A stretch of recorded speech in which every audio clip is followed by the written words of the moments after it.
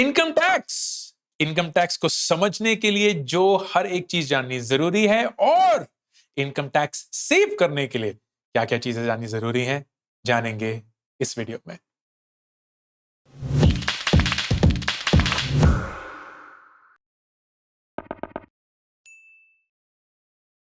दोस्तों, अगर आपने अभी अपनी नौकरी शुरू करी है या कुछ साल हो गए हैं आपको नौकरी करते हुए, मैं दावे से कह सकता हूं इनकम टैक्स एक ऐसी चीज है जो आप पूरी तरीके से नहीं जानते हैं। हम में से बहुत सारे ऐसे लोग हैं जो पता भी नहीं है कि फॉर्म 16 में जो सारे पर्टिकुलर्स होते हैं वो क्या होता है, फॉर्म 16 क्या होता है, ये टीडीएस इतना क्यों होता है, साल की शुरुआत में एचआर हमसे ये डिक्लेरेशंस क्यों मांगते हैं, किस बेसिस पे टैक्स कैलकुलेट होता है, किस बेसिस पे टैक्स सेव कर सकते हैं, वो सारे सवालों के जवाब मैं इस वीडियो में दूंगा। ये थोड़ा लंबा हो सकता है, इसको प्लीज अपनी पेस पे देखिएगा। 1.25 पे देखना चाहते हैं, 1.5 पे देखना चाहते हैं, 2x पे शायद समझ नहीं आएगा, नोट्स ले लीजिएगा। कोई भी शक या सवाल हो तो प्लीज पूछिएगा। मैं एक इनकम टैक्स एक्सपर्ट नहीं हूं, जो मैं कुछ सीखा हूं, जाना हूं, वही सब आपके साथ शेयर कर रहा हूं। अगर कुछ भी गलत होगा तो प्लीज वो भी मुझे कमेंट सेक्शन में बता दीजिएगा। शुरू करने से पहले हर हफ्ते मैं पर्सनल फाइनेंस पे एक वीडियो बनाता हूं, तो प्लीज सब्सक्राइब करना मत भूलिए ताकि आपको पता चले मेरा नेक्स्ट वीडियो कब आएगा। सबसे पहले शुरू करते हैं डिफरेंस बिटवीन फाइनेंशियल ईयर और असेसमेंट ईयर। बहुत सारे लोगों को पता ही नहीं कि असेसमेंट ईयर क्या होता है। फाइनेंशियल ईयर हमारे देश में, विच इज इंडिया, हम अभी 2021 में हैं, तो मतलब 1 अप्रैल 2021 को हमारा फाइनेंशियल ईयर शुरू हुआ, 31 मार्च 2022 को हमारा फाइनेंशियल ईयर खत्म होगा। जब फाइनेंशियल ईयर खत्म हो जाता है उसके बाद हम अपनी इनकम और उसके तहत हमारे इनकम टैक्स को असेस करते हैं। इसीलिए क्योंकि हमारा फाइनेंशियल ईयर है 2021 से 2022, उसका असेसमेंट ईयर एक साल बाद होगा, मतलब 2022 से 2023।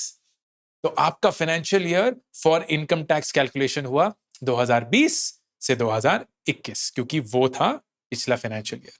लेकिन आपका असेसमेंट ईयर, जब आप अपना इनकम टैक्स फाइल करेंगे तो वो आप करेंगे AY असेसमेंट ईयर 2021 से 2022। छोटा सा नुआंस है लेकिन बहुत इंपॉर्टेंट है जानना, क्योंकि बहुत बार हम जो है जिस साल में होते हैं उसी साल को असेसमेंट ईयर मानकर फाइल कर देते हैं, but that is being done for the previous financial year, not for this year. अब दूसरी चीज, सैलरी के ब्रेकअप को समझना। मैंने एक वीडियो बनाया है डिटेल जिसमें ये सैलरी का पूरा ब्रेकअप आता है। जो सैलरी स्लिप है उसको बेसिकली पढ़ते कैसे हैं उस पे ये वीडियो है, प्लीज उसको चेकआउट करिएगा, क्योंकि वो एक बहुत ही इंपॉर्टेंट फाउंडेशन होगा इस वीडियो के लिए। थोड़े से समरी में बताता हूं। आपकी सैलरी 3-4 कंपोनेंट से बनी होती है। सबसे पहला बेसिक सैलरी, जो usually 30 to 35% of the total salary होती है। फिर आता है HRA या हाउस रेंट अलाउंस। फिर आता है स्पेशल अलाउंस, और कुछ कुछ केसेस में LTA या लीव ट्रैवल अलाउंस होता है। ये आपकी एक पूरी ग्रोस सैलरी बनाती है। इसके बाद आपके होते हैं डिडक्शंस। अब ये डिडक्शंस जो हैं वो क्या हैं, कितने हद तक हो सकते हैं, that is basically the basis for your income tax saving. आप जिस ढंग से अपने डिडक्शंस को प्लान करते हैं उसी ढंग से आपका इनकम टैक्स कैलकुलेट होता है। तो आपका फॉर्मूला ये है, ग्रॉस सैलरी मतलब आपकी टोटल सैलरी माइनस डिडक्शंस, जो कुछ भी आप अप्लाई कर सकते हैं, इक्वल्स योर टैक्सेबल इनकम। इस टैक्सेबल इनकम को स्लैब्स के बेसिस पे इंडिया में टैक्स किया जाता है। क्या वो स्लैब्स हैं, कौन कौन सी डिडक्शंस आप अप्लाई कर सकते हैं, ये सब जानेंगे एक एक करके। सबसे पहला डिडक्शन HRA या हाउस रेंट अलाउंस। अगर ये आपकी सैलरी स्लिप में है तो आप अपना जो HRA या जो भी आप रेंट देते हैं अपने घर में रहने के लिए, उसको अपने डिडक्शंस में जोड़कर टैक्सेबल इनकम कम कर सकते हैं। इसका फॉर्मूला क्या होता है? सबसे पहला HRA जो एक्चुअल अमाउंट है, दूसरा 40% ऑफ योर बेसिक अगर आप एक नॉन मेट्रो में रहते हैं, या 50% ऑफ योर बेसिक अगर आप एक मेट्रो या बड़े शहर में रहते हैं, एंड तीसरा जो एक्चुअल आपका रेंट है माइनस 10% ऑफ बेसिक। इन तीनों चीजों का जो सबसे कम अमाउंट होगा वो आपका डिडक्शन हो जाएगा from your HRA amount. Let me explain by an example. तो फर्ज करिए आपकी सैलरी है 20,000 रुपए महीना, जिसमें आपका बेसिक है 10,000 रुपए, आपका HRA है 5,000 और आपका स्पेशल अलाउंस है 5,000 रुपए। तो आपका HRA एक्चुअली क्या कैलकुलेट होगा? आप अज्यूम करिए कि रेंट आपका है 3,500 रुपीज। तो सबसे पहला हो गया एक्चुअल HRA जो कि है 5,000 रुपए। This is option 1। Option 2, let's assume कि आप एक नॉन मेट्रो में रहते हैं तो 40% ऑफ बेसिक मतलब 4,000 रुपए। या ऑप्शन 3, एक्चुअल जो रेंट है which is 3,500 minus 10% of basic. 10% of basic हो गया आपका 1,000 रुपए विच इज 10% ऑफ 10,000। तो 3,500 माइनस 1,000 मतलब 2,500। इन तीनों अमाउंट्स में से 5,000, 4,000 और 2,500 में से सबसे कम क्या है? 2,500 रुपए। विच मीन्स जो आपका HRA है 5,000 रुपए का, उसमें से 2,500 रुपए आप डिडक्ट कर सकते हैं और आपका टैक्सेबल HRA या टैक्सेबल इनकम होगी सिर्फ 2,500 रुपए। That is the HRA calculation. ये सारी चीजें ऑटोमेटिकली कैलकुलेट होती हैं, जाननी जरूरी है, करनी नहीं पड़ेगी आपको। प्लीज डरिएगा मत, समझने की कोशिश करिएगा। फिर आता है सबसे बड़ा कंपोनेंट ऑफ डिडक्शन जिसका नाम है section 80। Section 80 income tax act का आपको मल्टीपल डिडक्शंस देता है जो आप अपनी टोटल इनकम से निकालकर अपनी टैक्सेबल इनकम को जितना कम करने की कोशिश कर सकते हैं कर सकते हैं। This is the best surest way for you to save income tax. शुरू करते हैं कि 80 सेक्शन में कौन कौन सी चीजें हैं। सबसे पहला 80C। 80C के तहत आप 1.5 लाख रुपए तक अपने टोटल इनकम से निकाल सकते हैं। क्या करके? 80C में आता है आपका प्रोविडेंट फंड का जो भी कंट्रीब्यूशन हो, तो आपकी कंपनी पीएफ काट रही है। साल के एंड में उन्होंने जितना पीएफ काटा होगा और जितना खुद कंट्रीब्यूट किया होगा वो सारा इस 1.5 लाख की तरफ जा सकता है। आपने खुद किसी ईएलएसएस या इक्विटी लिंक्ड सेविंग्स स्कीम में इन्वेस्ट किया है, जो कि बाय द वे बहुत ही इंटरेस्टिंग एंड गुड ऑप्शन है इन्वेस्ट करने का। आप इक्विटी म्यूचुअल फंड्स में इन्वेस्ट करते हैं, लेकिन 3 साल तक लॉक इन होता है। 3 साल से पहले आप ये पैसे नहीं निकाल सकते।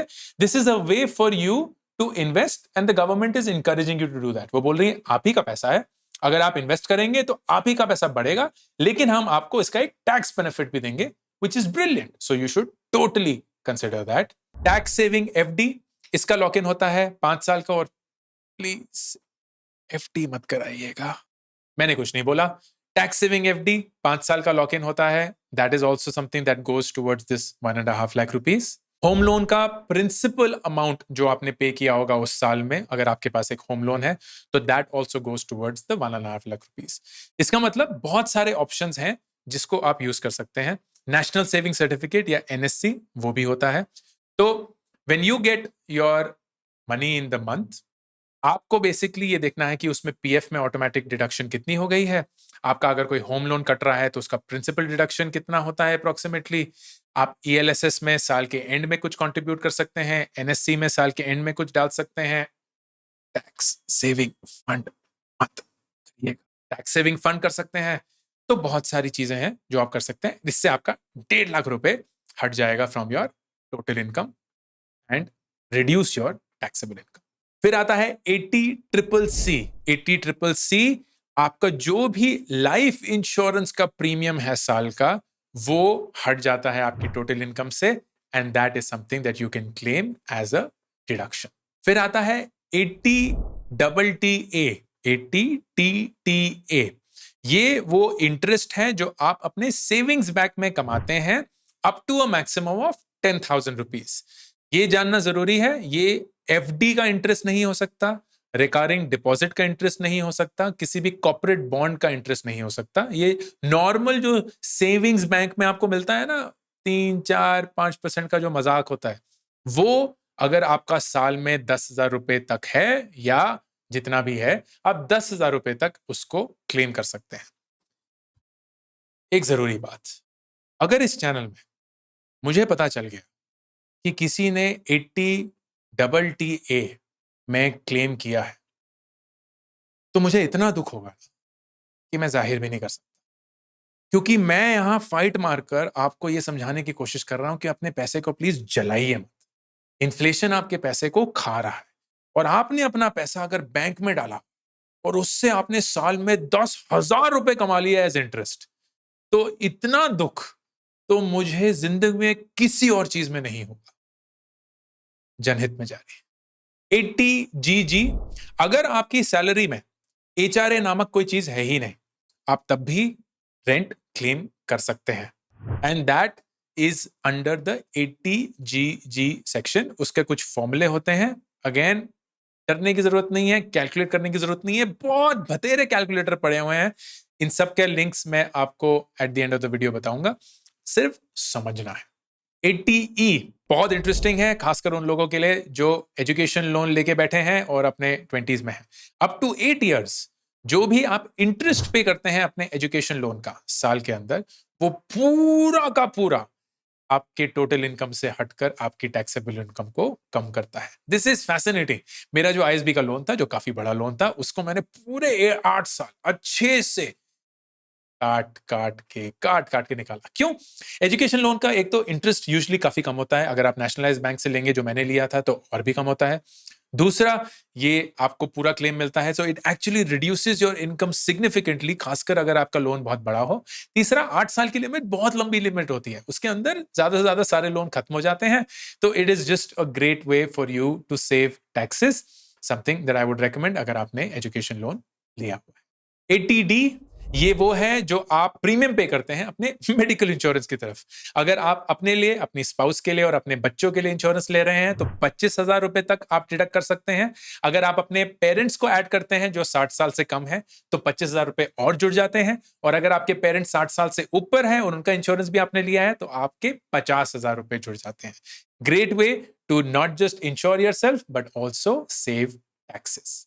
80DDB, साल में अगर खुदा ना खास्ता आपका कोई भी मेडिकल एक्सपेंडिचर होता है तो आपके इंश्योरेंस क्लेम और जो भी रिम्बर्समेंट मिली है उसके बियॉन्ड आप क्लेम कर सकते हैं एंड डिडक्ट कर सकते हैं अपनी टोटल इनकम से। 60 साल से कम उम्र में 40,000 रुपए तक आप डिडक्शन ले सकते हैं, और अगर 60 साल से ऊपर हैं तो 1,00,000 रुपए तक आप ये डिडक्शन ले सकते हैं।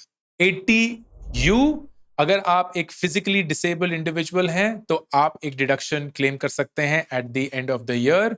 75,000 अगर जो डिसेबिलिटी है वो मीडियम लेवल पे है, एंड 1,25,000 अगर डिसेबिलिटी सिवियर है। इसका डेफिनेशन मुझे क्लियरली पता नहीं है, तो अगर किसी ने ये क्लेम किया है या किसी के पास डिटेल्स हैं तो प्लीज कमेंट सेक्शन में सबके लिए शेयर करिएगा।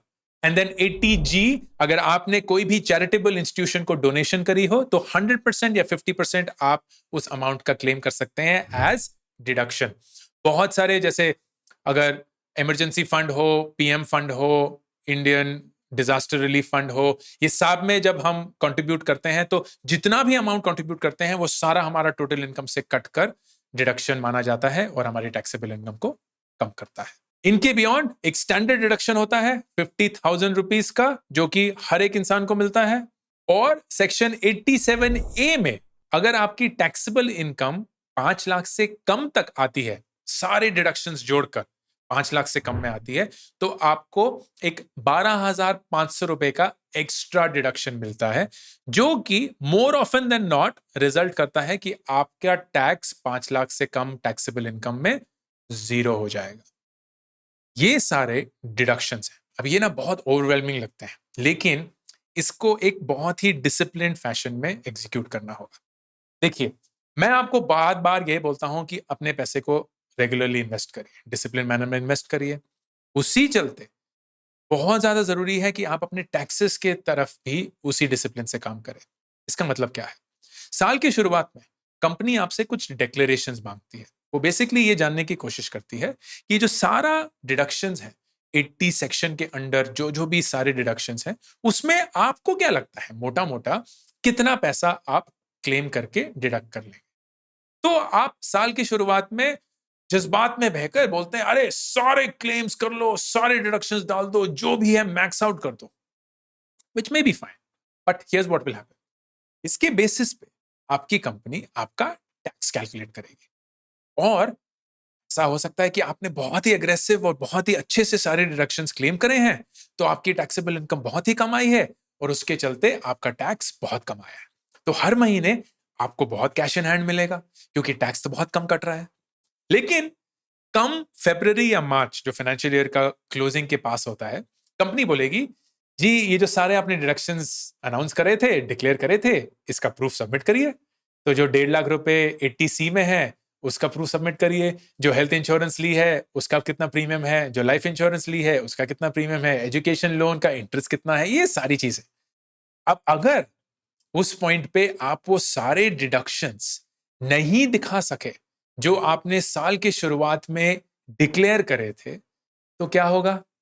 आपका टैक्स रिकैलकुलेट होगा। और जब आपका टैक्स रिकैलकुलेट होगा तो जाहिर सी बात है, अगर जो डिडक्शंस हैं एक्चुअल डिडक्शंस वो डिक्लेयर डिडक्शन से कम है, तो टैक्सेबल इनकम बढ़ गई, मतलब टैक्स बढ़ गया। तो फरवरी और मार्च में लोग एकदम दुखी हो जाते हैं क्योंकि उनका टैक्स भरपूर लेवल पे कटता है। This is the reason why. इसीलिए बहुत जरूरी है कि जब भी आप साल की शुरुआत में अपने डिडक्शंस डिक्लेयर करें तो समझदारी के साथ करें, इस विश्वास के साथ करें कि आप उसको निभा पाएंगे, एंड मेक श्योर कि आपका कैश फ्लो जो महीने का है वो अच्छे से चल रहा हो। फाइनली आते हैं इनकम टैक्स कैलकुलेट कैसे होता है। हिंदुस्तान में दो टैक्स रिजीम्स हैं। एक टैक्स रिजीम है जिसको बोलते हैं ओल्ड टैक्स रिजीम। बेसिकली वो एक तरीके से ये बोल रहे हैं कि अगर आप डिडक्शंस ले रहे हैं तो आपकी टैक्सेबल इनकम थोड़ी कम हो जाती है, उस टैक्सेबल इनकम कम पे आपको थोड़ा ज्यादा टैक्स देना। एक न्यू टैक्स रिजीम इंट्रोड्यूस हुई जिसमें बोला गया कि अगर आप कोई भी डिडक्शन क्लेम नहीं करेंगे, कुछ भी नहीं, तो आपका टैक्स कम होगा। Now this becomes a mathematical formula. बहुत सारे टूल्स हैं ऑनलाइन, सबसे बेसिक इनकम टैक्स डिपार्टमेंट का ही टूल है, इतना सोफिस्टिकेटेड टूल नहीं है लेकिन मैं फिर भी बता देता हूं। असेसमेंट ईयर 2022-23, क्योंकि फाइनेंशियल ईयर 21-22 है तो असेसमेंट ईयर उसके एक साल बाद आएगा, याद है। इंडिविजुअल हैं आप, फिर ये सवाल पूछते हैं whether opting for taxation under section 115B AC। इस पे अगर हम क्लिक करेंगे तो ये बेसिकली बताता है कि अगर आप, ये 2021 से ही शुरू हुआ है, हाँ, अगर आप कोई भी डिडक्शन क्लेम नहीं करते हैं तो आपकी ये टैक्स ब्रैकेट है, ये सब मैं आपको अलग से भी दिखाऊंगा। तो क्या आप इसको लेना चाहते हैं या नहीं? अगर मैं बोलता हूं हाँ, इसका मतलब कि मैं कोई भी डिडक्शंस क्लेम नहीं करूंगी और मेरी जो भी सैलरी होगी उस पर मैं लोअर टैक्स पे करूंगी। एक फीमेल है आप, एक रेजिडेंट है, फर्ज करिए आपकी सैलरी 6 लाख रुपए, तो आपका टोटल साल का टैक्स करीब 23,400 रुपए या करीब 2,000 रुपए महीना आएगा। अगर आप बोलते हैं कि नहीं, मुझे ये रिजीम नहीं चाहिए, लेकिन इसके चलते जो 6 लाख रुपए मेरी सैलरी है उसको मैं गिराकर 4.5 लाख रुपए कर दूंगी, क्योंकि मुझे पता है कि मैं 1.5 लाख रुपए के डिडक्शंस कहां से ला सकती हूं। And if I do that then suddenly my tax becomes zero. मेरे को कोई भी टैक्स देने की जरूरत नहीं पड़ेगी, not even the 2000। This is why you have to play around with the numbers. जैसे मैंने बताया बहुत सारे हैं, तो क्लियर टैक्स मैंने देखा था, उनके पास बहुत अच्छे कैलकुलेटर हैं। एक scriptbox.com है, उसमें एक है। So these are the tax slabs. Old regime के अंतर्गत 2.5 लाख तक आपको कुछ टैक्स नहीं देना है, 2.5 से 5 लाख पे आपको 5% टैक्स देना है, 5 से 10 पे आपको 20%, 10 लाख से ऊपर 30%। ये समझना जरूरी है। इसका मतलब ये नहीं है कि अगर आपकी सैलरी 10 लाख रुपए है तो आपका टैक्स 3 लाख रुपए है ना। इसका मतलब ये है कि स्लैब बेस्ड है। पहले 2.5 लाख के कुछ नहीं देना है, फिर दूसरा 2.5 लाख होगा उसके सिर्फ 5% देने हैं, फिर जो तीसरा 5 लाख होगा उसके सिर्फ 20% देने हैं, और जो फिर 10 लाख से ऊपर होगा उस पे आपको 30% देना है। This is how it works and this is on taxable income. क्योंकि ये ओल्ड टैक्स रिजीम है तो आप अपनी टोटल सैलरी लेंगे, उससे डिडक्शंस करेंगे जो सारे सेक्शन 80 और कुछ भी और हो, जो टैक्सेबल इनकम आएगी वो इन स्लैब्स में आएगी, and that's how you will do it. अगर आप नए रिजीम में जाते हैं तो 2.5 लाख से ऊपर कोई भी नहीं है, 2.5 से 5 लाख सिर्फ 5% है, 5 से 7.5, 7.5 से 10, 10 से 12.5, 12.5 से 15, 15 से ऊपर। सो यू विल सी कि 10 लाख रुपए जो 30% आप टैक्स दे रहे थे ओल्ड रिजीम में, वही टैक्स अब आप 15 लाख से ऊपर देते हैं, तो your tax effectively is lesser, लेकिन इस चीज को क्लेम करने के लिए आपको कोई डिडक्शंस नहीं मिलते हैं। That is the difference and that is how income tax is done and understood. Please डरिए मत, जैसे मैंने बताया, बहुत ज़रूरी है कि आप इनकम टैक्स को उसी डिसिप्लिन से देखें, जिस डिसिप्लिन से आप अपने इन्वेस्टमेंट्स को देखते हैं। क्योंकि अगर आप अपने टैक्स को कम कर सकते हैं थ्रू द राइट डिसीजंस, तो आपके पास ज़्यादा पैसा आएगा इन योर हैंड, और उस पैसे को आप अगर अच्छे से इन्वेस्ट करेंगे, you will make a far bigger surplus for yourself. I hope this was useful. Ankur Warikoo, signing off. अभी के अभी इस चैनल को सब्सक्राइब करिए ताकि अगर कोई भी नया वीडियो आए आपको उसके बारे में पता चले।